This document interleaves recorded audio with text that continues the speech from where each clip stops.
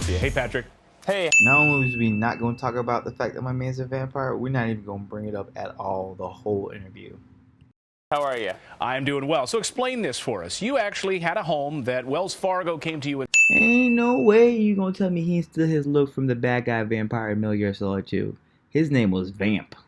Said, look, you need to take out a homeowner's insurance policy that you don't think it's worth the value of your home. What did you do to Wells Fargo in response? I told them I wasn't going to renew that. You can't tell me Fox News don't know what they doing. They put that Blade backdrop in there, knowing my man damn well was a vampire. Policy that they were having me renew. I had an insurance policy on my house, which I had bought for $180,000. You know damn well he lying. Ain't no vampire buying home insurance. They are home insurance. All the kids on the block like, don't go down to Mr. Peterson's house. You know he's a vampire. And Wells went to the insurance company and said that they wanted me to insure it for $1 million.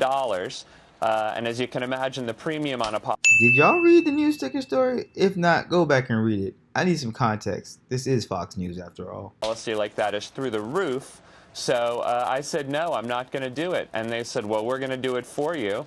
And they force-placed an insurance policy for me that doesn't cover me. I'm like 89% sure that they don't sell life insurance for vampires. That's why nothing covers you. It only covers them. And that was the genesis. Did this boy just say the word Genesis? That term hasn't been used since the 1800s. That term only gets used in church otherwise. Last time that term was used, George Washington was president, and you were just made into a vampire. Of a dispute with them that's been running for nearly 2 years now. Well, we did reach out to Wells Fargo, got no response from them. It sounds just like your experience with them. No. Well, obviously the reason you got no response from the Wells Fargo office is because Vampire Dan here went over there and sucked them all dry. Ain't gonna get no response from them now or ever again. No response at all. Are you surprised Welcome to by the that? world of dealing with Wells Fargo. No, I'm not surprised at all. Oh yeah, Vampire Dan, you know all about dealing with Wells Fargo. You've been dealing with them since 1852 when they were founded. You also then found an interesting loophole, or not a loophole, but you found an interesting law dating back to the 1970s, which enabled you. Vampire Dan here finds a law from 1970. How convenient. You know what? You probably voted on that law and watched it pass. To work this angle, which is they needed to respond to you within 20 days. They needed to respond to you with written responses to your inquiries. They didn't do so. Can't respond if you're dead. And therefore, you were able to place a levy on their office and foreclose on them? Now everybody knows you don't ever invite a vampire in. Wells Fargo, you messed up on this one. That's true. There's a law called RESPA, and there's a 20-day window that they have to acknowledge receipt of your request, and then they have 60 days to actually respond to that request. And if they don't, it's possible for you to collect damages and even additional fines on top of the damages. So I took them to court here in Philadelphia through the municipal court system. Yo, it's been 3 minutes into this interview, and this is the first time Vampire Dan even blinks. What exactly is going on here? I won a judgment. They ignored the judgment. The court advised them they had to pay. They ignored that court's advice. And so I see you, Playboy Vampire Dan, with the old school vampire house, the True Blood house, the I am the mayor of this parish and I will protect it to the day I die house.